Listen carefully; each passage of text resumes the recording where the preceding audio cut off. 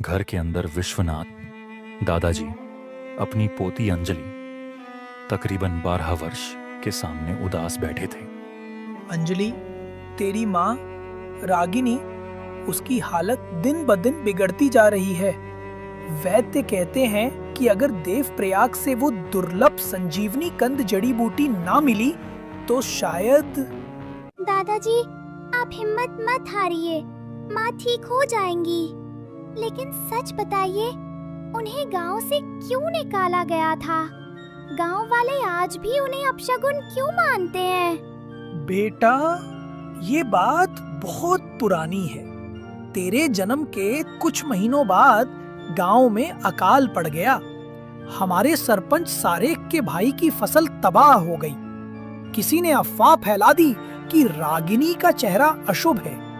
अंधविश्वास ऐसा फैला कि उन्होंने गांव की इज्जत बचाने के नाम पर तेरी माँ को घर और गांव से निकाल दिया। मेरे पास उन्हें बचाने की ताकत नहीं थी। ये अन्याय है दादाजी, ये अंधविश्वास है। लेकिन अब हम उन्हें मरने नहीं देंगे। आप फिक्र मत करिए। अगर वैद्य ने कहा है कि वो जड़ी बूटी ही आखिरी उम्मीद है, तो मैं आपके साथ देवप्रयाग जाऊंगी और उसे लेकर आऊंगी। तू मेरी बहादुर बच्ची है, लेकिन देवप्रयाग का रास्ता आसान नहीं है। मैंने सोचा था मैं अकेला चला जाऊंगा। आप अकेले नहीं जाएंगे, आपका सहारा मैं बनूंगी। उस जड़ी बूटी की महक मेरी माँ की सांस है और हम उसे छीन कर लाएंगे। याद रखिए, ये सफर सिर्फ एक रास्ता नहीं, हमारी सच्चाई की लड़ाई है। हाँ, शायद तू सही कहती है। हम दोनों मिलकर इस बार प्रकृति और किस्मत दोनों से लड़ेंगे। कल सुबह ही निकलना होगा, इससे पहले कि बहुत देर हो जाए। मन तो करता है कि इस पूरी दुनिया को जला दूं, जिसने मेरी बेटी पर कलंक लगाया। अगली रात का समय था। आसमान में काले कजरीले बादल घिरे थे। हवा में जबरदस्त ठंड थी। विश्वनाथ और अंजलि एक पुरानी बैलगाड़ी पर सवार होकर देवप्रयाग की ओर जा रहे थे।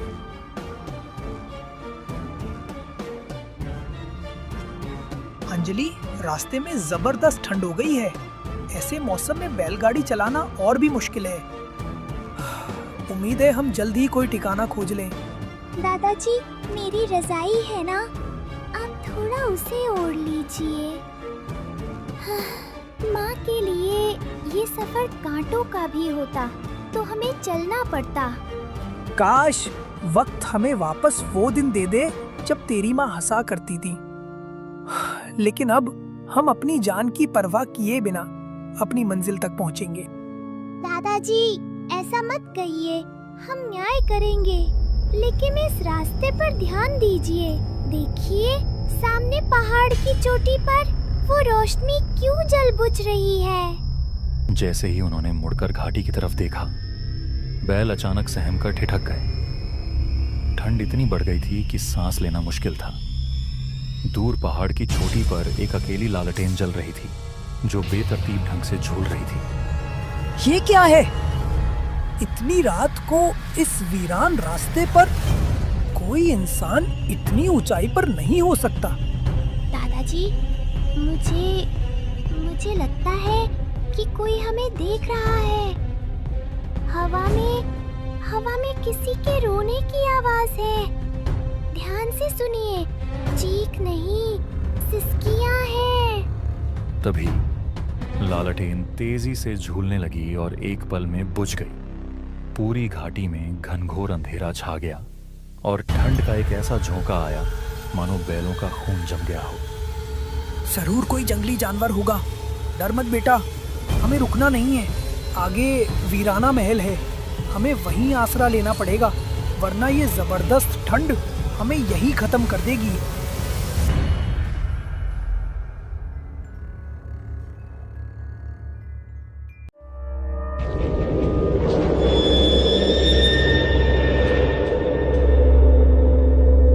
मजबूरी में वे वीराना महल में पहुंचे।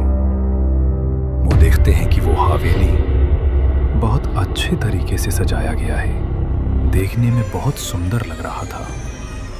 फिर दादाजी और उनके पोती अंजलि घर के अंदर चले गए। वहां 35 वर्षीय रुद्रानी मां खड़ी थी। उसके पास ही एक छोटी सी लड़की तारा, बेटी, कपड़े की गुड़िया ली खड़ी थी। अरे तुम लोग कौन हो? इस ठंड की रात में इस महल तक कैसे पहुंचे? माई, मैं विश्वनाथ हूँ और ये मेरी पोती अंजलि। हम शिवालय से देवप्रयाग जा रहे थे।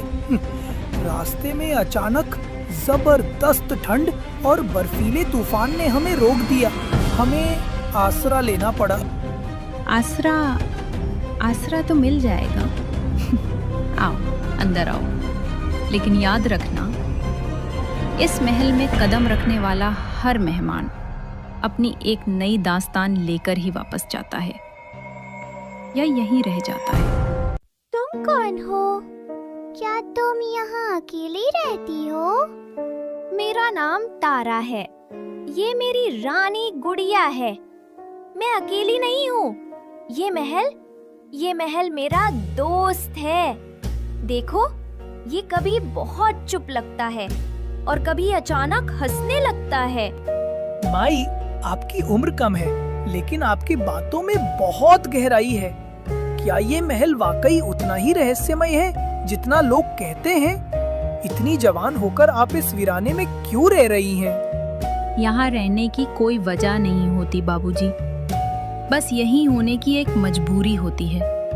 इस महल की हर ईंट एक वादा है, एक ऐसा वादा जिसे मैं निभाए जा रही हूँ। माई, आप हमें डरा रही हैं। हम अपनी बेटी की जान बचाने के लिए एक जरूरी जड़ी बूटी लेने जा रहे हैं। हमें बस सुबह का इंतजार है। मैंने सुना है जो सच में जरूरत में हो, ये महल उसका रास्ता खोल देता है। आपकी बेटी, हाँ, हर कोई यहाँ किसी न किसी मजबूरी से आता है। इस महल की दीवारें हर आने वाले के दिल का डर ढूंढ लेती हैं। डर से ज्यादा खतरनाक होता है उसका हमारे दिल पर हावी होना। तारा, तुम्हारी गुड़िया रानी कितनी प्यारी है। क्या तुम यहाँ बिल्कुल भी नहीं डरती? ये महल तो बहुत डरावना और ठंडा है। डर तो बाहर की दुनिया में होता है, जहाँ लोग झूठ बोलते हैं। महल के अंदर तो बस सन्नाटा है, और सन्नाटा कभी अकेला नहीं छोड़ता। रानी सिर्फ उन्हीं से दोस्ती करती है जो सच्चे दिल से आते हैं। मैं भी रानी की दोस्त बनूंगी। मैं तो बिल्कुल भी नहीं डरती, चाहे महल कितना भी अंधेरा हो। यही तो राज है। कहते हैं इन दीवारों ने वो चीखें सुनी हैं जो कभी बाहर तक नहीं पहुंची, और जो भी बिना डर के यहाँ आता है, हवेली उसके दिल के भीतर छुपा डर खुद तलाश लेती है। विश्वनाथ गहरी नींद में सो गए, लेकिन अंजलि की आंखों में नींद नहीं थी। वह पूरी रात करवटें बदलती रही। वह अपनी माँ की बीमारी, रुद्रानी की रहस्यमयी आंखें और तारा की मासूम भयानक बातें सब कुछ सोच रही थी। सुबह सुबह मौसम साफ होते ही, तुम चले जाओगे तो मैं फिर अकेली रह जाऊंगी। रानी भी उदास हो जाएगी। काश तुम यही थोड़ी देर और रुक जाती। तारा, मुझे जाना पड़ेगा। मेरी माँ बहुत बीमार है। मुझे उनके लिए जड़ी बूटी लेनी है। मैं तुम्हें कभी नहीं भूलूंगी। अंजलि, चल बेटी, वक्त कम है। दादाजी, मेरा मन बहुत बेचैन है। वहाँ जो कुछ देखा सुना वो इतना आसान नहीं था भूलना। रात भर मेरे दिमाग में तारा की हंसी गूंजती रही। वे दोनों बातें करते करते आखिरकार देवप्रयाग पहुंच गए। वहां पहुंचकर वे एक होटल पर रुके। अरे बाबूजी, आप लोग कहाँ से आ रहे हैं? चेहरे थके थके लग रहे हैं, जैसे रात भर नींद ही नहीं मिली। हाँ भाई, मजबूरी थी। रात में बर्फीले तूफान ने रास्ता रोक दिया तो उस पुरानी वीराना महल में ठहरना पड़ा। क्या कहीं उस शापित महल में तो रात नहीं बिताई? लोग तो वहां पैर रखने से भी डरते हैं। कहते हैं वहां एक बच्ची और उसकी जवान मां रुद्राणी की आत्माएं भटकती हैं। जिसने भी वहां रात गुजारी है उसके साथ कभी न कभी कोई अनहोनी जरूर हुई है। हम जानते थे वो अजीब जगह है, लेकिन माई रुद्राणी तो 35 से 36 साल की लग रही थी। वो बूढ़ी दादी कहाँ थी? रुद्राणी, आह, वो बच्ची की माँ थी। बरसों पहले एक दुर्घटना में पहले उसकी बेटी तारा गुजर गई और फिर गम में रुद्राणी ने भी आत्महत्या कर ली। दोनों की आत्माएं उस महल से बंधी हुई हैं। तुम दोनों बचकर तो आ गए, लेकिन अब वो तुम्हें पीछा करेंगी। अगर तुम सच में अपनी बेटी की जान बचाना चाहते हो और इस शाप से मुक्ति पाना चाहते हो तो एक ही व्यक्ति है जो उपाय बता सकता है। तुम सीधे गांव के सरपंच सारेक के यहाँ जाओ। उनके पास ही इस समस्या का कोई समाधान और तुम्हारी जड़ी बूटी को पाने का सही रास्ता होगा। सरपंच के पास उपाय है। विश्वनाथ और अंजलि तुरंत सरपंच सारेक के घर की ओर मुड़ गए। सरपंच एक सख्त नजर वाले बुजुर्ग थे। तुम दोनों ने सच में उस वीराना महल में रात गुजारी है? वो जगह तो बरसों से शापित है। अब जब तुम दोनों वहां ठहर आए हो तो यकीन मानो वे आत्माएं तुम्हें इतनी आसानी से नहीं छोड़ेंगी। तुम्हारी मां रागिनी को मैंने गांव से निकाला था। मेरा भाई उसी महल का चौकीदार था। जब रुद्राणी और तारा गुजरे, मेरा भाई ही पहला गवाह था। उसके बाद हमारे घर भी अजीब घटनाएं होने लगी। मैंने डर के मारे उस महल का जिक्र भी छोड़ दिया था। मैंने तुम्हारी मां को नहीं, मैंने उस दुर्भाग्य को गांव से निकाला था जिसके तार उस महल से जुड़े थे। यानी हमारी माँ निर्दोष थी और आपने एक डर के मारे उन्हें इतना बड़ा दंड दे दिया। आपकी आत्माएं तो महल की आत्माओं से भी ज्यादा अंधेरी हैं। सरपंच जी, हम इसीलिए आपके पास आए हैं। होटल मैनेजर ने कहा कि आपके पास संजीवनी कंद को सही तरीके से पाने का कोई उपाय है, क्योंकि हमें डर है कि महल की आत्माएं हमारे हर प्रयास को नाकाम कर देंगी। रात में जो हुआ वह इस बात का प्रमाण है। समय बीत चुका है बच्ची। अब तुम्हारी रक्षा करना मेरा कर्तव्य है। रात यहीं गुजारनी होगी और ज्ञानदेव महाराज को बुलाना होगा। रात गहरी होने पर विश्वनाथ और अंजलि को एक बड़े कमरे में बैठाया गया। जैसे ही रात गहरी हुई, घटनाएं शुरू हुई। तभी कमरे की दीवारों से एक ठंडी फुसफुसाहट गूंजी, जैसे कोई कानों के पास बोल रहा हो। अंजलि, तुम यहीं रुकोगी? मेरी दोस्त, तुम्हारी माँ, उसका वक्त खत्म है। दादाजी, उन्होंने मेरा नाम लिया। वो आवाज सीधे मेरे दिल में उतर रही है। अचानक कमरे का तापमान तेजी से गिरा। ये असामान्य है। ये वीराना महल की आत्माओं का सबसे भयानक संकेत है। ज्ञानदेव महाराज को बुलाओ। विश्वनाथ, तुम दोनों इस कोने में बैठे रहो। मैं महल के शाप को जानता हूं। मैंने यहाँ सुरक्षा के लिए पहले से ही कुछ प्राचीन मंत्रों से घेरा बना रखा है। बस हिम्मत रखना। हम हिम्मत रखेंगे, लेकिन अब हमें किसी चमत्कार की जरूरत है। तभी गांव के महान तपस्वी योगी राज वहां पहुंचे और तेज स्वर में मंत्र पढ़ने लगे। चुप हो जाओ रुद्राणी, मैं जानता हूं तुम यहाँ हो। अब और नहीं, इन लोगों को नुकसान पहुंचाने की कोशिश मत करो। महाराज, ये कौन थी? क्या इन्हें मुक्ति मिल गई? सरपंच, ये आत्माएं मुक्ति के लिए तड़प रही। ये कहानी सिर्फ रुद्राणी और तारा की नहीं, बल्कि समाज के अन्याय की भी है। रुद्राणी उस हवेली की मालकिन थी जिसकी बेटी तारा एक भयंकर बुखार से गुजर गई। रुद्राणी ने अपने पति को खो दिया था और गांव वालों ने उसे अशुभ कहकर धिक्कारा था। अपनी बेटी की जान बचाने के लिए वो देवप्रयाग की जड़ी बूटी लेने निकली, लेकिन वापस आते समय गांव वालों ने उसे अंदर नहीं आने दिया। तारा ने हवेली के बाहर ही दम तोड़ दिया। क्रोध, गम और अपमान में रुद्राणी ने उसी हवेली में अपनी जान दे दी और कसम खाई कि जो माँ और बेटी उसकी तरह बेबस होकर यहाँ आसरा लेंगी, उन्हें वो कभी शांति से नहीं रहने देगी। इसीलिए वे दोनों आज भी उस हवेली में मौजूद हैं। रुद्राणी एक माँ की आत्मा और तारा एक बच्ची की आत्मा बनकर, और हर आने वाले के भीतर के डर को अपना साथी बनाना चाहती हैं। तुम्हारी पोती अंजलि में सत्य और प्रेम की इतनी शुद्ध शक्ति थी कि वो उन दोनों के लिए संगिनी बन सकती थी, लेकिन उसकी निस्वार्थता ने और तुम्हारी माँ के लिए उसका प्यार इस नकारात्मक ऊर्जा को नष्ट कर दिया। लेकिन महाराज, हमारी जड़ी बूटी तो बर्बाद हो गई। अब मेरी माँ का क्या होगा? जड़ी बूटी तुम्हारे पास नहीं थी बेटी, वो देवप्रयाग की गोद में आत्माओं के शाप से सुरक्षित है। यदि तुम अभी उसे लेने जाओगी तो वो काली पड़ जाएगी।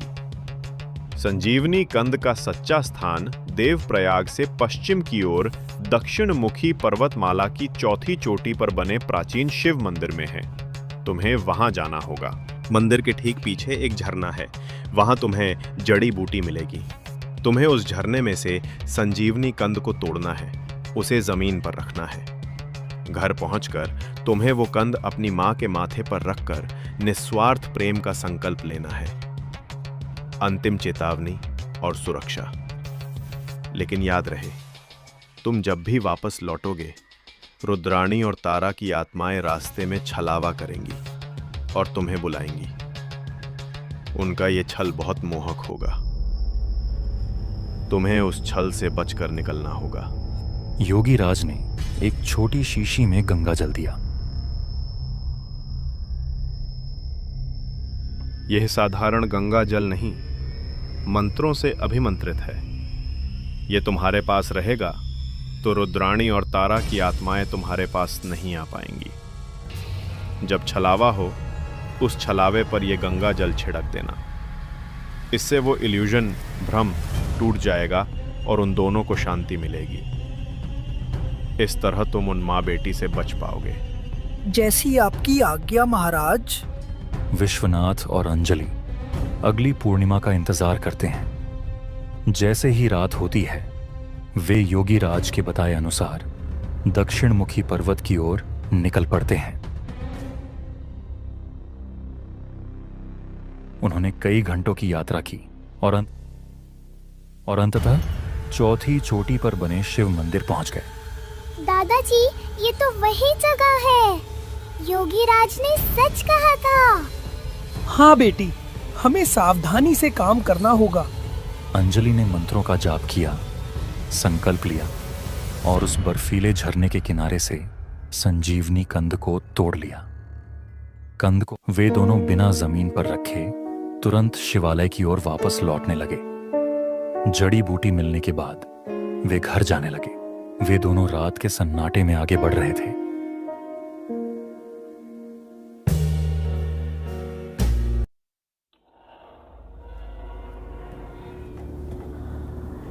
दीदी, कहाँ जा रही हो? यहाँ आओ, मुझे तुम्हारी गुड़िया चाहिए। विश्वनाथ, रुकिए, इतनी जल्दी क्यों है? मेरी बेटी अकेली है। अंजलि, योगी राज की बात याद रखो, ये छलावा है। हाँ दादाजी, ये हवेली वाली माँ और बेटी का छलावा है। वे दोनों छलावे के पास जाकर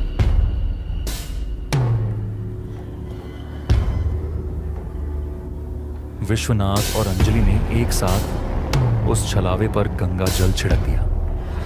जैसे ही जल की बूंदें पड़ी, हवेली वाली माँ और बेटी की चीख निकली और फिर वहां गहरी शांति छा गई। छलावा टूट गया और वहां सिर्फ घना जंगल बचा। हवेली वाली माँ और बेटी को शांति मिल गई। आखिरकार वे मुक्त हो गए। और भी। दादाजी और अंजलि गंगा जल के द्वारा मां और बेटी से बचकर घर चले गए।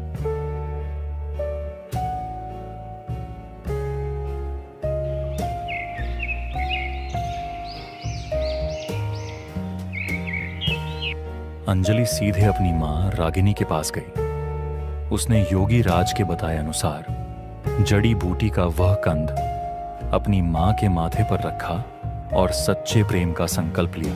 कुछ ही दिनों में रागिनी की हालत में तेजी से सुधार होने लगा। जो जैसा योगी राज ने बताया था वही करके अंजलि ने अपनी मां को बचा लिया। अंजलि का निडर प्रेम और विश्वनाथ का अडिग विश्वास अंततः अंधविश्वास और आत्माओं के शाप दोनों पर भारी पड़ा।